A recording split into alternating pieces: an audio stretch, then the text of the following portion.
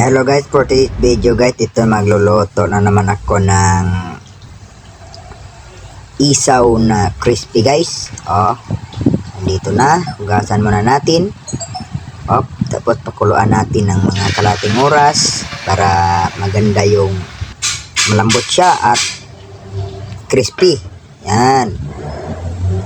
Lagyan natin ng mga sibuyas, laurel. Yan, may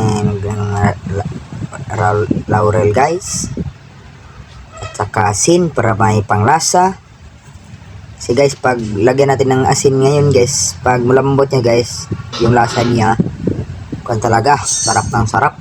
Okay, bilangan natin. So, kumukulo na guys, abot ng kalating oras. Tanggalin po na natin ngayon. Kasi ilalagay natin mga to sa rep mga 1 oras din para lumamig siya, para crispy siya pagkaluto guys. Wow, lambot-lambot na talaga guys. Dito na po guys, lumambot na po siya. Lagay natin sa rep. Yan, bilangan natin pag okay guys. Ito na guys, iba na po yung kulay niya kasi lumamig na po siya.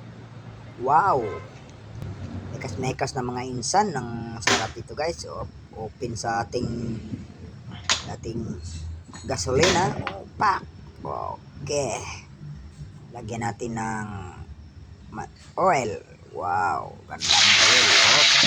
Hindi muna natin i-voice over guys para marinig nyo yung tunog ng pag-prito.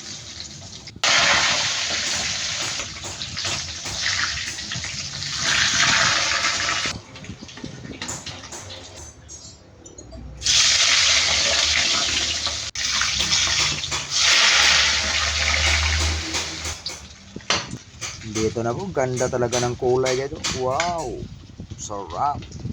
Sabay-sabay po tayo kakain ngayon guys kasi sobrang sarap talaga. Okay guys, nandito na, kain muna tayo. Nandito na po yung luto ko po. Wow, sobrang sarap. Wow. Sarap talaga guys. Sobrang crunchy. Wow.